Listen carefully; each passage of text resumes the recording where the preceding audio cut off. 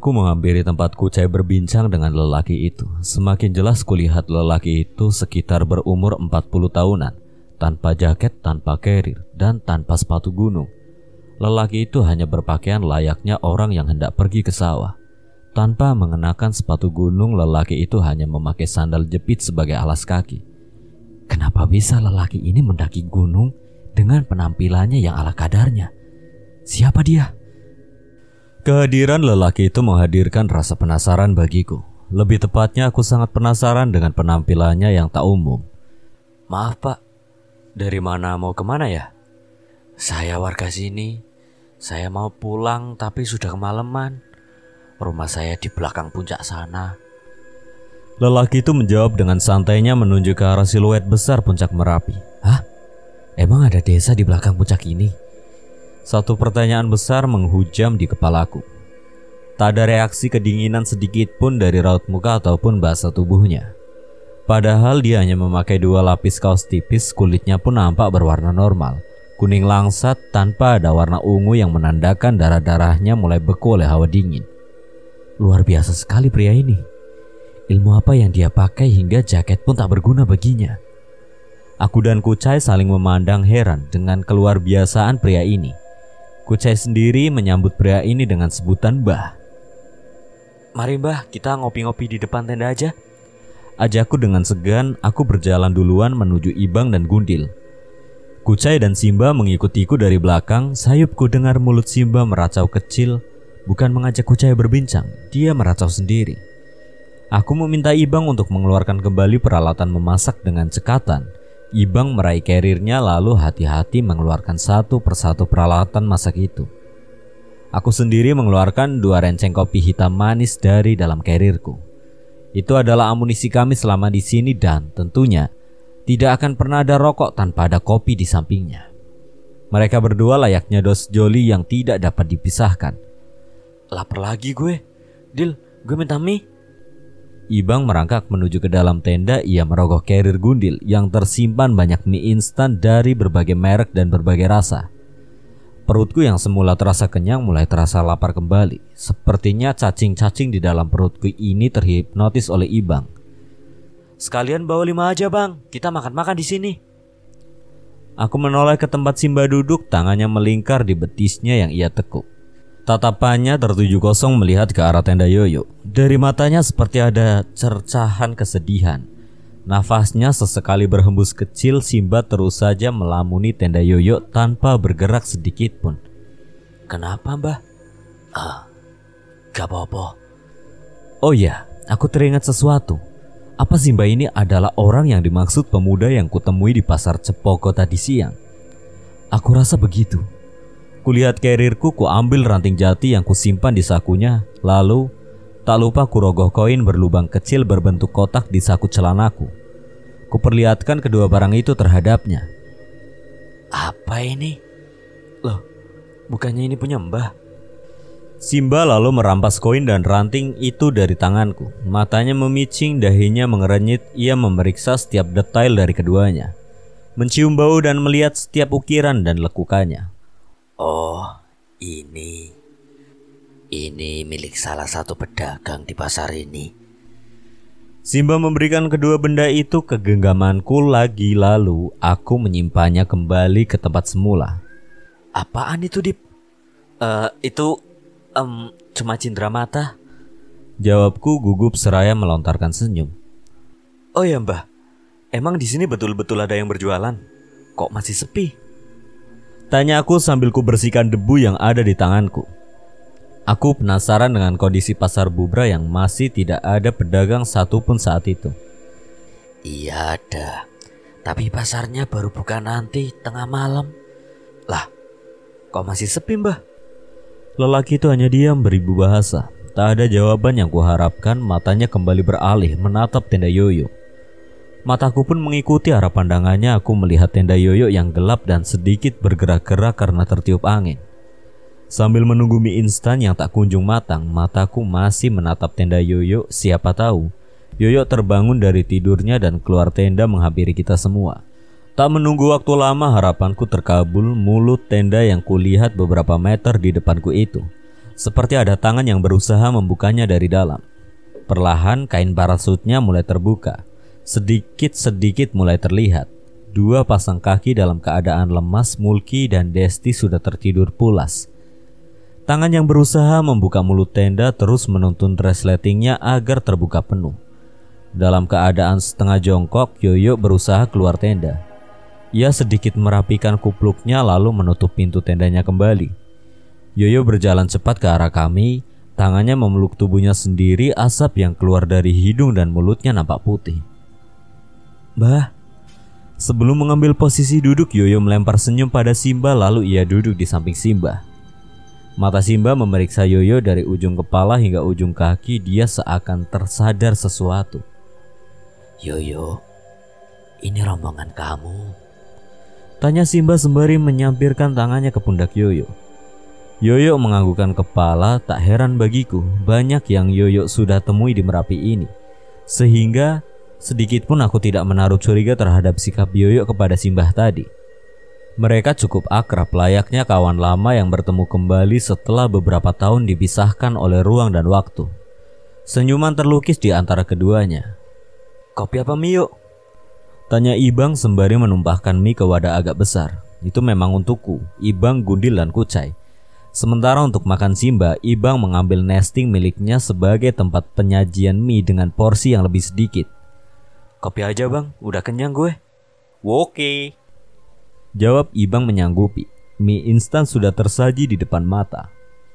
Ibang masih berkutat dengan nesting berisi air yang ia taruh di atas kompor portable.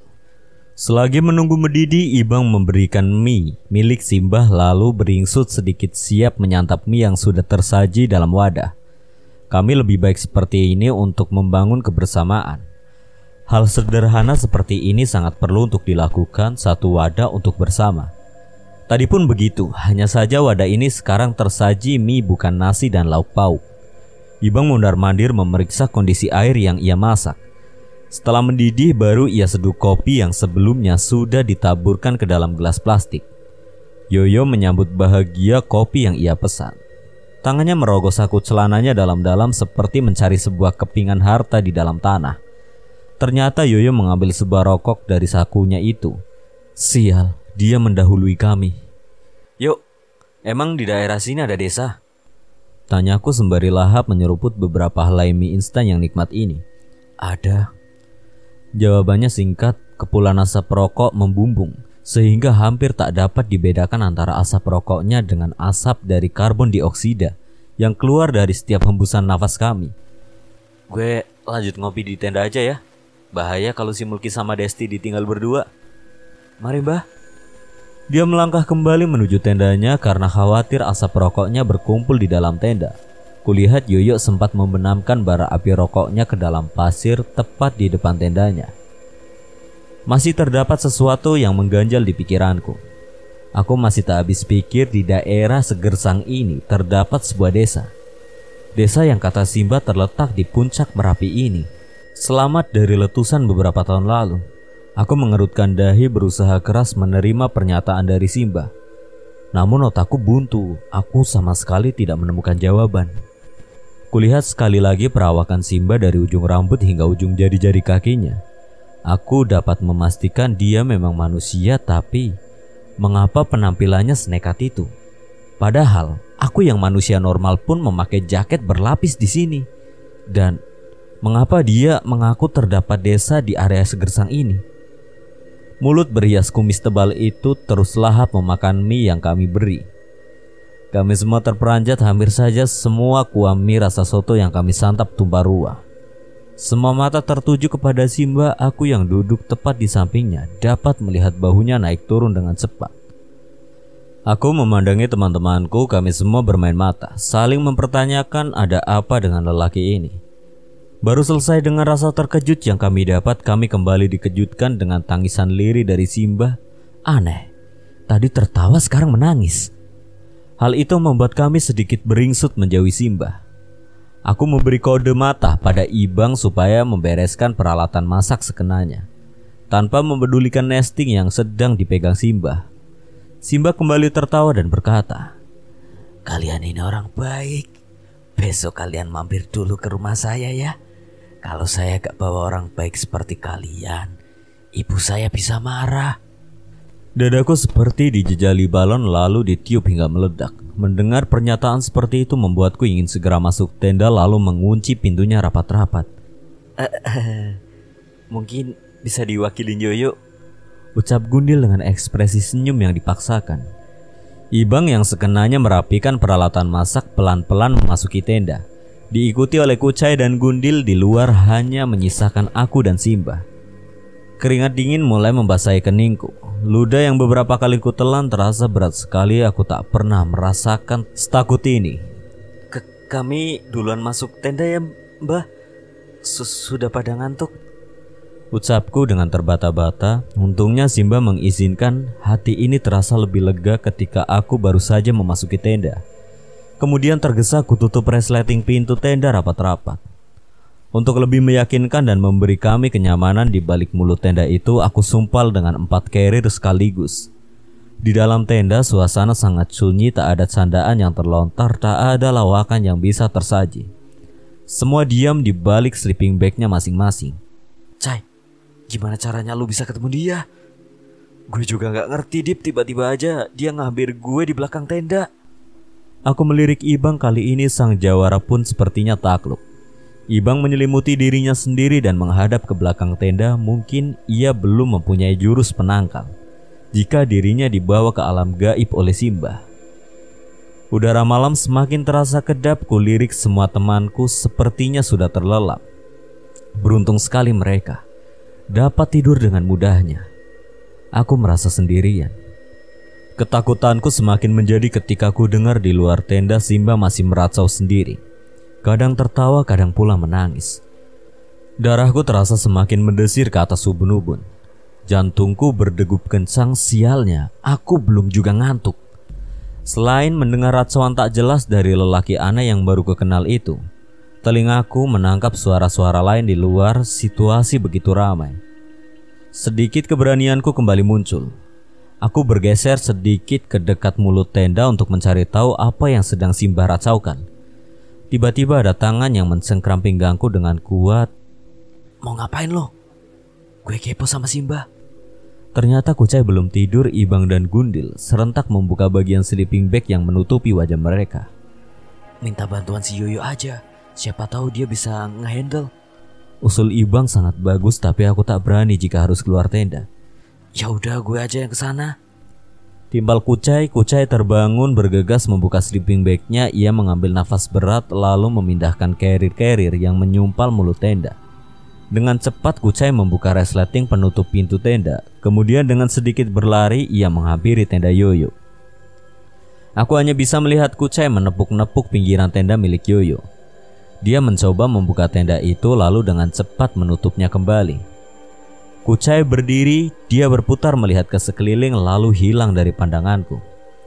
Dari dalam tenda ini aku hanya bisa berdoa supaya Kucai segera menemukan bantuan.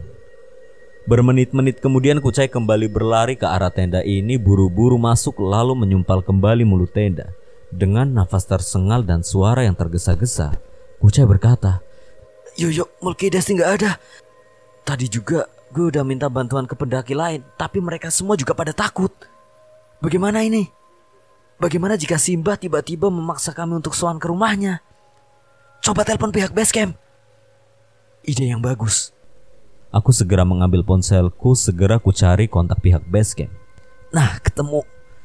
Tanpa pikir panjang lagi, segera ku tekan tombol berwarna hijau yang tertera dalam layar. Nomor yang Anda tuju sedang berada di luar jangkauan. Suara lembut operator menyela memutus hubungan panggilanku. Benar saja. Kulihat batang-batang sinyal yang terlukis di pojok kanan atas ponselku itu hanya terisi satu. Kadang tidak ada sama sekali. Terus ku coba menghubungi pihak base camp, tetap saja suara wanita pegawai operator itu yang menyela. Awalnya harapan itu mulai tumbuh, kini kembali sirna. Kami semua panik. Sumpalan carrier di mulut tenda kami tambah dengan sepatu yang dirapatkan di atasnya. Langkah terakhir yang bisa kami tempuh adalah hanya memaksakan diri untuk tidur. Mungkin Simba tidak akan berani mengajak kami ke rumahnya jika kami dalam keadaan terlelap. Semua mengatur posisinya dengan baik, kembali menutupi sekujur tubuh dengan sleeping bag. Semakin larut malam, semakin banyak pula aku mendengar suara dengkuran teman-temanku itu. Mereka bertiga sudah terlelap kecuali aku. Di samping aku tetap tidak bisa tidur, aku tetap ingin menjalankan amanah yang diberikan pemuda yang kutemui di pasar Cepogo. Aku menunggu tengah malam tiba untuk memberikan titipan koin berlubang kecil dan ranting jati. Sayupku dengar suara racauan Simba perlahan mengecil hingga akhirnya hilang. Disusul suara gemuruh yang membuatku terkejut. Suara Simba benar-benar menghilang. Akhirnya aku bisa bernafas lega. Aku bergeser sedikit menuju mulut tenda untuk mengintip dari celah resleting.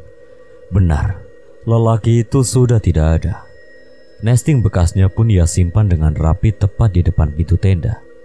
Sejurus kemudian aku kembali dikagetkan oleh sebuah suara, namun kali ini bukanlah suara Simba, melainkan suara gamelan Jawa yang begitu jelas memekik di telingaku, dilengkapi dengan suara kidung Jawa yang membuat bulu halus di belakang leherku ini berdiri seketika.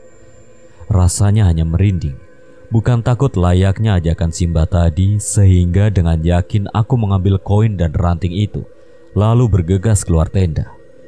Di luar memang sudah terdapat banyak pedagang yang menjajakan makanannya. Di antara mereka ada yang mendirikan lapaknya tepat di samping tenda pendaki lain. Aku melangkah tanpa sepatu. Pasir-pasir ini ingin menelan langkahku tergopoh-gopoh. Beberapa meter aku melangkah, aku merasakan hal yang sangat ganjil. Kapan pedagang-pedagang ini mempersiapkan lapaknya? Aku berputar melihat sekeliling, ternyata pedagang-pedagang itu sudah sangat bersiap menjajakan dagangannya. Pedagang-pedagang itu berwajah pucat pasi. Suara gamelan yang masih kudengar tidak hanya membuatku merinding, akan tetapi menambah nuansa seram yang sangat pekat. Pikiranku berkecamuk dijejali pertanyaan-pertanyaan yang merujuk kepada jawaban yang dapat aku simpulkan sendiri. Setan. Inikah pasar setan? Aku harus mengembalikan benda-benda ini ke tangan setan. Aku mengurungkan niatku, aku berniat akan menggeletakkan benda-benda ini begitu saja, berharap si bapak pedagang yang diakui sebagai ayah oleh pemuda yang kutemui itu mengetahui keberadaan benda-benda ini. Aku memutar badanku, melangkahkan kakiku untuk mencari tempat yang cocok.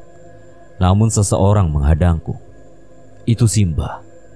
Aku berusaha kabur dari terornya, akan tetapi cengkeramannya begitu kuat mencengkram lenganku. Ayo ikut saya. Simba membentakku. Aku tidak bisa melepaskan genggamannya yang begitu kuat. Aku panik sejadi-jadinya. Gak usah takut. Saya akan ngantar kamu ke pemilik benda-benda itu. Suaranya melembut seperti tidak pernah membentak sebelumnya. Aku pun tidak lagi berontak. Aku bisa dengan baik mengikuti langkahnya. Aku melihat ke sekeliling pasar. Di salah satu lapak yang mencuri perhatianku, aku melihat sebuah transaksi dari seorang anak muda yang berpakaian biasa saja dengan pedagang yang menjajakan dagangannya di dalam beberapa kantong plastik berwarna hitam. Aku terus memantaunya dan tanpa kusangka anak muda itu ternyata membeli kaki dan tangan manusia yang sudah dipotong-potong. Aku mendadak merasakan mual. Seketika aku teringat dengan bingkisan hitam yang kujumpai di jalur pendakian. Daripada mual berkelanjutan, aku memalingkan pandanganku ke punggung Simba. Beberapa saat setelah aku melihat transaksi menjijikan itu, Simba mempercepat langkahnya. Ia menghampiri salah satu jongkok pedagang yang mejanya dalam keadaan miring. Salah satu kaki meja pedagang itu pun rapuh. Simba lalu menarik tanganku seperti memberi kode untuk segera memberikan kedua benda yang aneh yang kubawa. Tanganku gemetar memberikan kedua benda itu di balik wajahnya yang pucat pasi. Raut pedagang itu terlihat ramah sekali, sama seperti pemuda yang menitipkan barangnya itu tadi siang. Oh, ini dari anak saya ya? Ucapnya seraya tersenyum. Tanpa menunggu lama, pedagang itu memakai ranting jati yang semula kubawa sebagai kaki meja, menggantikan kaki meja yang sudah rapuh itu untuk mengokohkan lapaknya berjualan. Lalu koin itu, si pedagang hanya memasukkannya ke dalam saku jas yang ia kenakan. Makasih ya, Dek. Tak ingin terlena keramahan pedagang itu, aku lantas berlari menuju tenda Yoyo. Kali ini aku tidak dihadang oleh Simba. Dia membiarkanku berlari begitu saja. Langkahku sempat terhenti ketika sudut mataku menangkap satu orang yang kukenal. Aku meliriknya pelan. Itu Ega. Keadaannya sudah terpasung dia menjadi dagangan para lelembut di sana. Entah itu sukmanya atau benar raganya, aku tidak dapat memastikan. Ega meminta maaf kepadaku dengan suara lirih. Tanpa pikir panjang, aku kembali mengambil langkah 1000 untuk meminta bantuan Yoyo, menjelaskan semua ini. Yuk, bangun yuk. Aku merusuh tenda Yoyo, aku berjongkok di depan mulut tenda seraya menepuk-nepuk kain parasutnya. Lama tak ada jawaban, aku berinisiatif membuka tenda dengan segera. Setelah mulut tenda menganga lebar, aku dikejutkan dengan Mulki yang sedang membetulkan posisi jaketnya. Bukannya nyaut loh, mana si Yoyo? Gak tahu Dip, tadi katanya ada urusan keluar dulu, jawab Mulki. Tanpa menutup kembali pintu tenda, aku bergegas berlari menuju tendaku. Pasir yang menelan setiap langkah kakiku membuat lariku sedikit terasa lebih berat. Aku merusuh kembali di dalam tendaku. Kucai, Ibang dan Gundil terbangun seketika. Lu kenapa sih? Tanya Kucai sambil mengucek matanya. Pertanyaannya tidak langsung kujawab. Pintu tenda kembali kurapatkan. Carrier dan sepatu kami menjadi alat untuk menyumpal kembali. Aku mendekatkan telunjuk ke mulutku. Shh, di luar ada pasar setan, bisikku dengan penuh kehati-hatian. Ibang terperanjat, ia mengambil sikap seakan hendak memeriksa keluar tenda. Namun Kucai menahannya. Pantes dari tadi sebenarnya kita dengar suara kayak orang-orang jualan di luar. Ya udah, kita paksain tidur aja. Palingan pagi-pagi juga udah gak ada. Ucapku berusaha mendinginkan suasana di balik hati yang sedang ditimpa ketakutan yang sangat. Syukurlah teman-teman satu tendaku itu menyetujui usulku. Mereka menarik kembali sleeping bag-nya. Begitupun denganku. Aku ingin malam panjang ini segera berlalu, berganti pagi bersambut mentari yang indah. Aku berusaha memejamkan mataku, masih sayup ku dengar suara gamelan yang sudah mengecil dan suara keramaian pasar menghiasi langit pasar Bubrah. Baru pertama kali aku mengalami hal ini, bersanding langsung dengan mereka yang tak kasat mata. Sebelumnya aku sedikit skeptis, tidak percaya dengan keberadaan pasar setan di setiap gunung.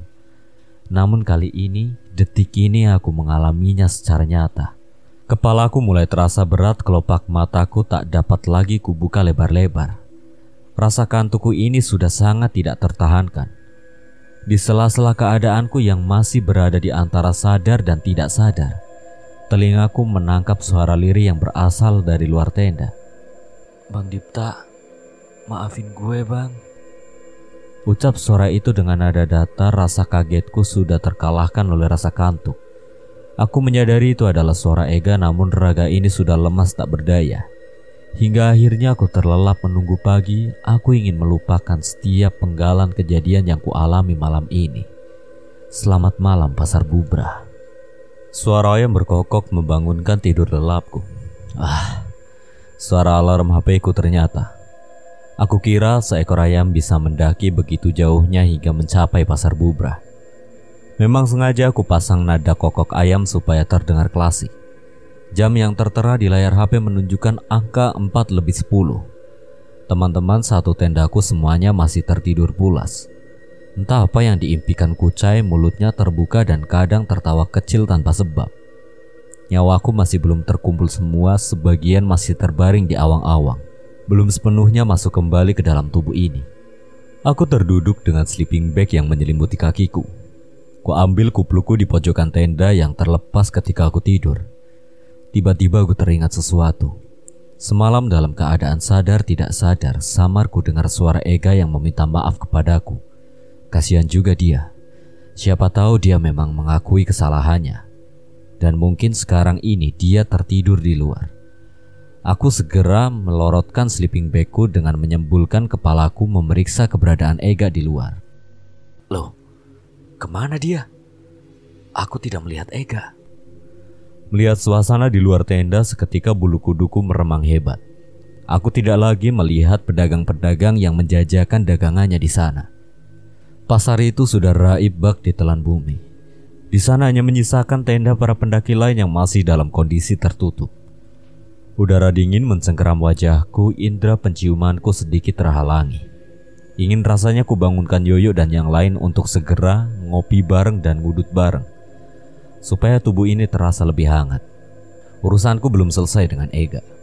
Ku geserkan carrier yang menghalangi mulut tenda, ku pakai kaos kaki, kemudian ku siapkan otot-otot kakiku untuk beranjak keluar tenda memeriksa keberadaan sahabat Mulki itu. Gak, Ega.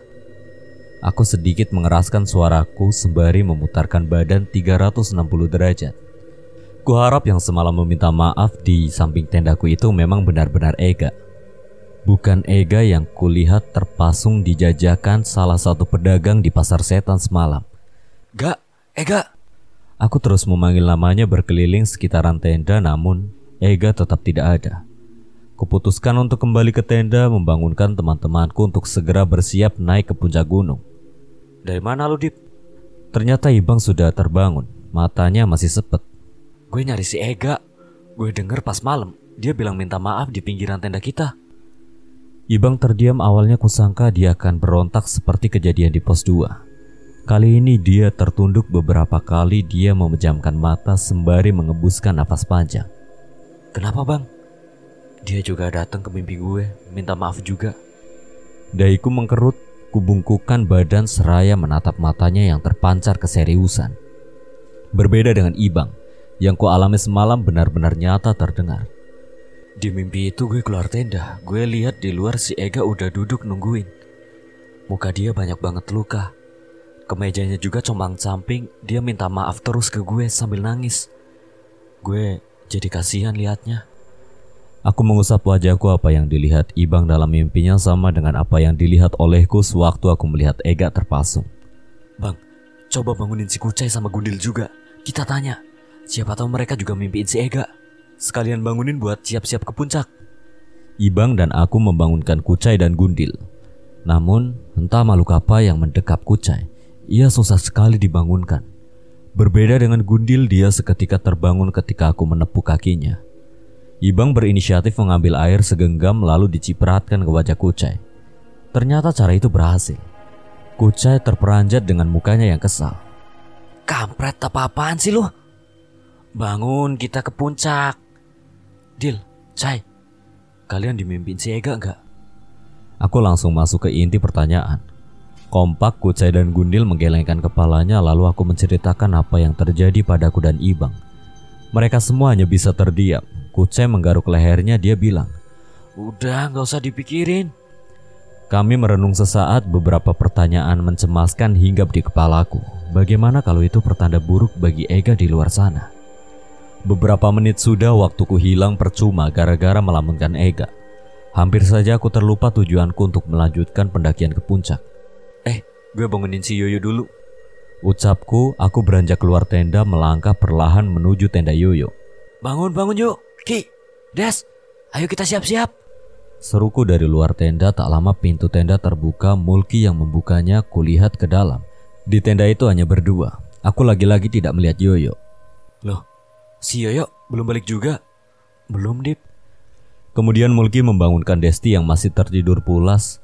Mesranya Mulki membangunkan kekasihnya itu membuatku harus menahan rasa iri. Nasib memang nasib. Apa harus kubelai pasir yang aku duduki ini dan kuciumi layaknya mencium kekasih? Bisa-bisa sepulang aku dari pendakian ini, aku dibawa ke rumah sakit jiwa oleh teman-temanku. Kemana Yoyo?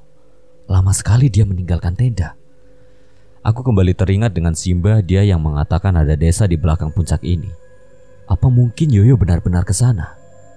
Aku kembali berdiri, debu-debu yang menempel di celanaku aku singkirkan. Aku akan mencarinya sekaligus mengobati rasa penasaranku tentang desa itu. Kemana, Dip? Tanya Mulki ketika langkahku kuputar menuju belakang tenda. Nyari si Yoyo dulu. Ucapku tanpa menoleh kepadanya, terus melangkah menjauhi tenda. Sebelum pergi menuju desa misterius itu, terlebih dahulu aku akan menyisir setiap tenda pendaki lain, siapa tahu Yoyo mampir ke sana.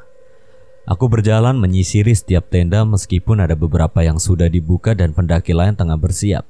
Masih banyak pula tenda yang masih tertutup dalam keadaan gelap. Yoyo. Aku terus memanggil namanya, berharap Yoyo tidak benar-benar pergi ke desa itu. Ya, ada apa? Ada yang menjawab seruanku dari dalam tenda. Langkahku terhenti, menunggu orang yang menjawabku keluar tenda. Beberapa saat kemudian keluarlah seorang laki-laki yang tak ku kenal keluar dari dalam tenda. Manggil saya, Bang. Oh, maksud saya Yoyo teman saya, Bang. Aku sedikit menahan malu karena ternyata dari sekumpulan pendaki itu ada yang bernama sama. Kulanjutkan langkahku, instingku mengatakan Yoyo memang tidak benar-benar ada di antara tenda-tenda itu. Akhirnya benar-benar kuputuskan untuk menyambangi desa misterius yang disebut-sebut Simbah dengan sebutan nama desa saya. Hingga di ujung tenda yang didirikan di area itu, kakiku tidak lagi mampu menahan dinginnya udara yang dari tadi menembus masuk melalui celah-celah kaos kaki. Gue ambil sepatu dulu deh, ucapku kepada diriku sendiri. Sembari menahan dingin yang terus saja terasa, aku mempercepat langkahku hingga sampai di dekat tenda. Aku melihat satu pemuda yang tak asing yang sedang berdiri di dekat plang papan pasar bubrah. Itu Yoyo. Aku segera menghampirinya dengan sedikit berlari meski kaki selalu amblas tertelan pasir. Lu dari mana, Yo? Dari rumah Simbah. Loh, desa itu benar-benar ada? Iya. Lalu Yoyo merogoh sakunya mengambil 2 batang rokok, satu untuknya dan satu untukku. Aku pun diberi pinjam korek untuk menyalakan rokok itu. Jaga yang lain ya. Lu gak akan ikut ke puncak? Ikut. Terus? Jagain aja teman-teman kita kalau habis pendakian ini. Lah, lu mau kemana emang? Tanyaku tersentak, matanya yang semula terus menatap langit ia tundukkan, sembari mematikan api rokok yang masih panjang itu. Keluar negeri, jawabnya sambil tersenyum kepadaku, tergurat 3 garis senyum di setiap pinggiran matanya. Serius lu? Ya udah siap-siap ayo. Yoyo beranjak sambil sedikit memukul bahuku. Aku memang pernah mendengar keinginannya untuk keluar negeri. Dia ingin bekerja di perusahaan IT yang berlokasi di Singapura. Memang kebetulan om dan tantenya tinggal di sana. Katanya gaji IT yang berbasis di luar negeri, gajinya selangit, sehingga lumayan untuk membantu ekonomi keluarganya yang berkecukupan. Tapi apakah secepat ini? Aku mengikuti Yoyo dari belakang. Dia menghampiri tendanya sementara aku singgah di tendaku. Aku melihat Ibang dan Kucai di antara keduanya, sepertinya tengah ada perdebatan yang serius. Si Kucai katanya mau naik ke puncak tusuk gigi, Dip. Ucap Ibang mengerutkan dahi. Mendengar pengakuan itu darahku berdesir. Aku sedikit terkejut karena tempat itu adalah tempat di mana seorang pendaki terpeleset lalu terjun bebas ke kawah, hingga akhirnya tewas beberapa waktu lalu. Apa-apaan lu, Cai? Lu gak tahu apa? Puncak itu pernah makan korban. Slow aja, Dip, gue gak akan kenapa-napa. Gue penasaran aja, pengen naik itu puncak. Lu bisa jamin, kalau lu kenapa-napa, kita juga yang repot. Ingat ibu lo, gak usah macem-macem deh, Cai. Pokoknya gue gak akan apa-apa, gue yakin. Ucap Kucai bersikuku. Dengan pendiriannya aku melihat wajah yang penuh keyakinan dari Kucai. Dengan berat hati aku tidak bisa melarangnya lagi. Ya udah, yuk kita kumpul dulu, seruku sembari menahan kekesalan. Kami berkumpul di antara 2 tenda, tendaku dan tenda Yoyo. Seperti apa yang dilakukannya di base camp, Yoyo memimpin doa. Guys, pendakian ini gak akan pernah bisa kita lupain. Sebentar lagi kita berdiri di tanah tertinggi gunung ini. Semua lelah akan sirna, semua harapan akan segera terkabul. Yoyo bertutur bebarengan dengan kepulan asap dari nafas yang ia hembuskan. Dari sini, gue udah titip ke si Dipta, kalian mau mendaki kemanapun, percaya sama dia. Sekaligus, ini pendakian terakhir gue bareng kalian. Lanjut Yoyo, matanya menatap agak lama kepada Mulki dan Desti. Perkataannya membuat semua bingung. Ibang, Gundil, Mulki, dan Kucai saling memandang. Lu mau kemana sih, Yo? Mau keluar negeri dia. Kayaknya jadi mau menetap di Singapura. Santai aja kali, Yo. Kalau lu balik ke Indo, sempet-sempetin aja mendaki bareng kita. Ucap Ibang sambil menepuk bahu Yoyo. Yoyo hanya membalasnya dengan senyuman dan berkata, udah, kita berdoa dulu. Berdoa mulai. Kami menundukkan kepala. Bukan hanya itu, lisan dan hati kami berkolaborasi, memanjatkan doa mengharap keselamatan dari Sang Pencipta. Matahari masih sedikit malu-malu menunjukkan dirinya di balik desiran angin dingin yang membuatku bergidik. Tatapanku tertuju fokus ke pijakan tertinggi Gunung Merapi. Berdoa selesai. Yoyo mengakhiri doa, ia lalu menjulurkan tangannya ke tengah-tengah lingkaran diikuti oleh aku dan yang lainnya. Semangat! Teriak Yoyo, kami menjatuhkan tangan dengan cepat, melemparkan segenap rasa keraguan berganti dengan semangat yang tinggi. Yoyo menepuk bahuku, kami berjalan beriringan. Tidak ada leader ataupun sweeper. Semua mata tertuju pada titik yang sama. Kontur pasir yang terus menelan langkah kaki sedikit menghambat, padahal yang terlihat oleh mata puncak sudah sangat dekat. Namun apa daya, sebuah penglihatan hanyalah ilusi yang dapat menipu diri. Dip, yuk, bentar! Teriak Mulki dari belakang. Aku dan Yoyo menoleh Desti, nampak memegangi kepalanya. Segera aku berlari ke tempat mereka berdiri. Pusing. Erang Desti, wajahnya sedikit pucat, mungkin Desti sudah banyak mengeluarkan darah. Aku khawatir justru ini yang aku khawatirkan jika membawa orang yang sedang head. Bukan hanya mitos yang kupercayai. Ada sedikit penjelasan ilmiah yang membuatku tidak mau membawa Desti ke sini. Balik ke tenda aja, Des. Tunggu di sana.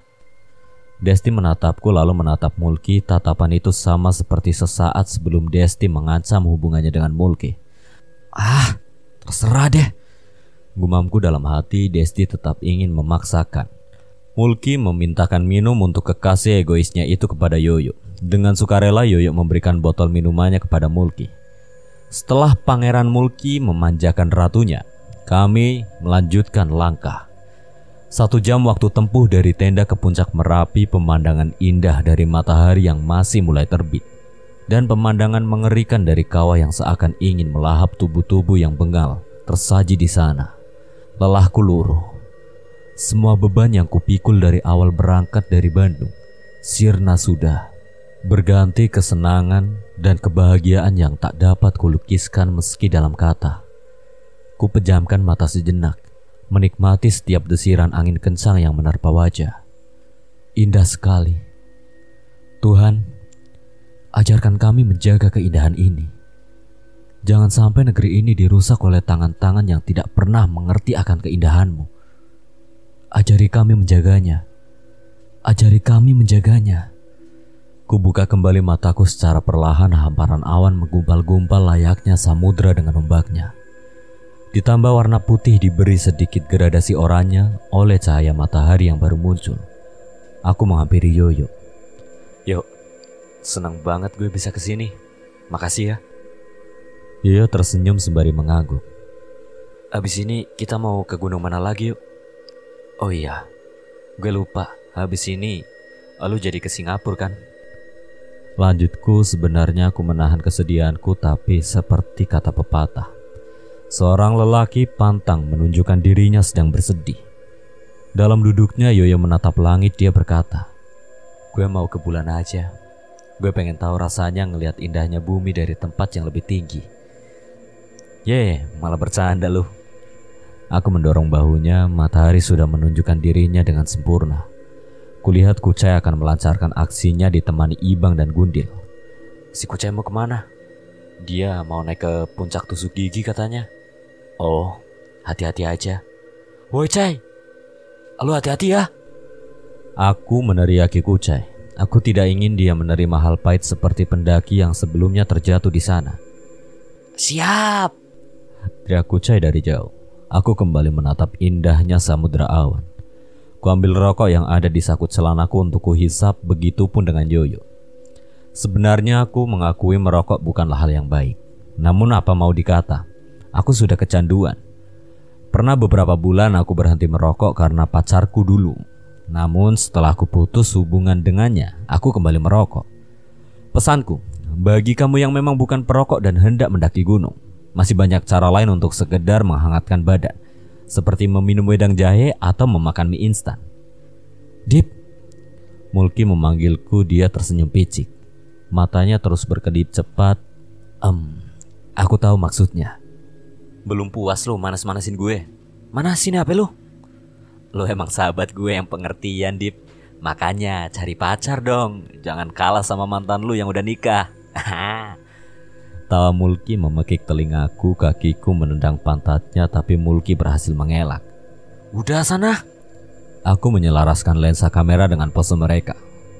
Kuatur posisi mereka supaya terlihat lebih bagus. Kebetulan kakakku adalah seorang fotografer, sehingga aku mengenali sedikit ilmu tentang seni potret.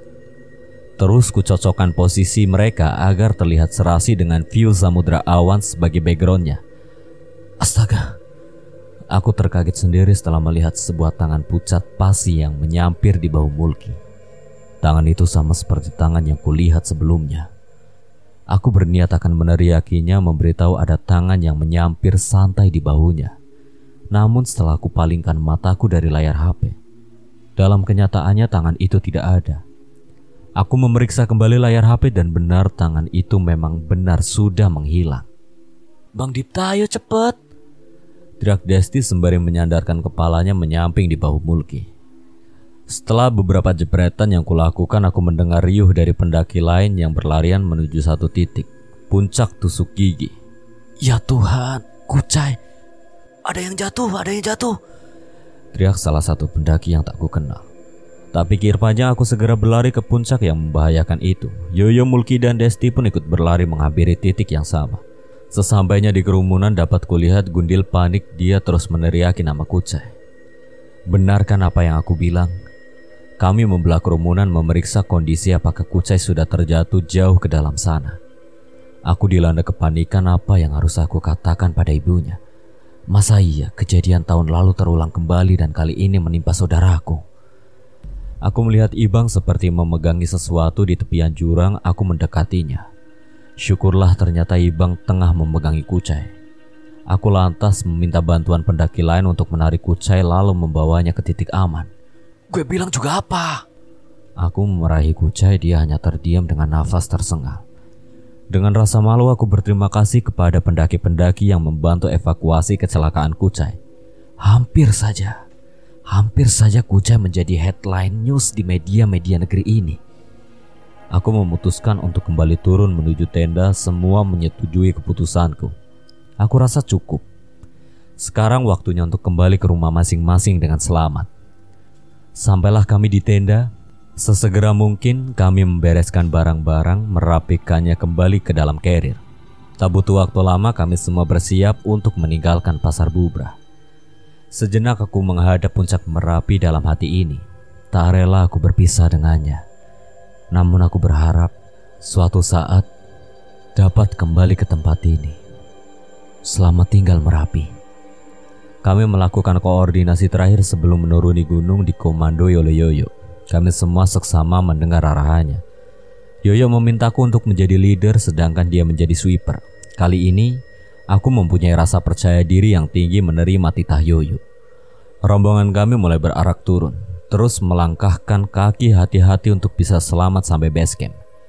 Kewaspadaan perlu ditingkatkan ketika kami dihadapkan dengan jalur yang mempunyai kemiringan yang sangat ekstrim. Salah saja tumpuan kami bisa terjatuh. Dengan cepat aku menuruni jalur pendakian turunan demi turunan. Itu kulewati dengan penuh kehati-hatian. Hingga akhirnya aku merasa ada yang aneh dengan sekelilingku. Nampak asing, bukan seperti jalur pendakian yang kemarin kulalui. Aku memastikan dengan menoleh ke belakang kulihat Yoyo, Mulki, dan Desti tidak ada. Hanya ada Gundil, Kucai, dan Ibang. Kepanikanku berusaha kuredam. Aku meminta semuanya untuk menunggu, siapa tahu Yoyo, Mulki, dan Desti masih berjalan di belakang dan segera menghampiri kami.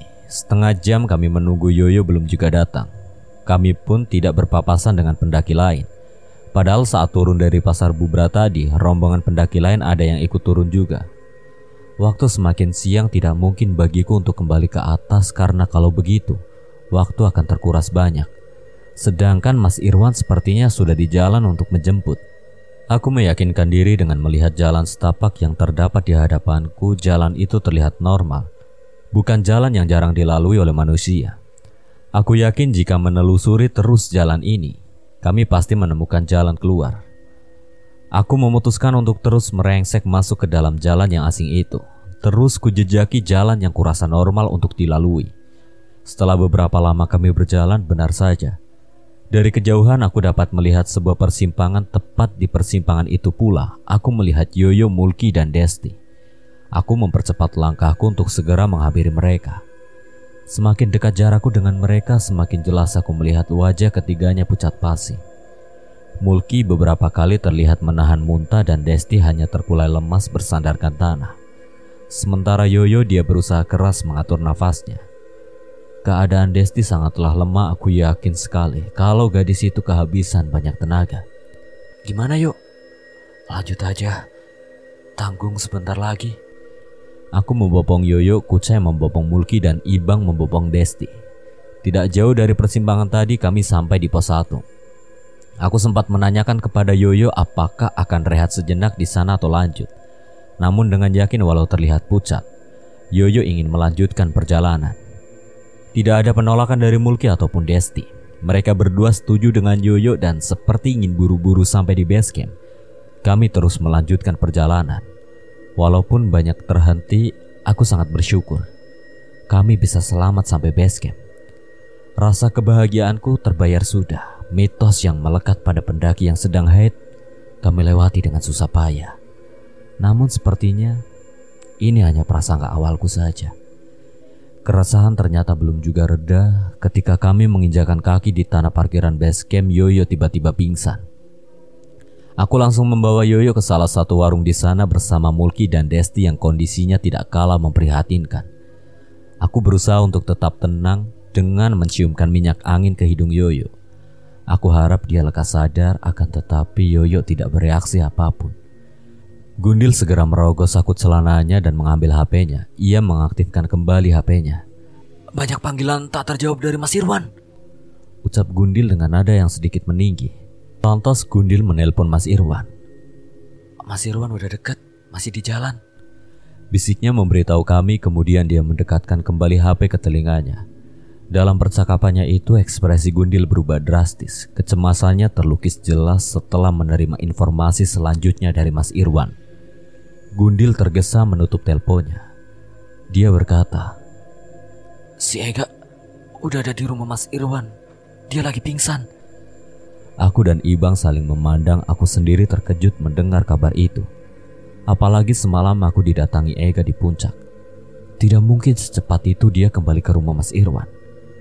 Belum sempat aku meredakan kepanikanku karena Yoyo, Mulki dan Desti terkapar. Aku harus menerima kabar buruk mengenai Ega.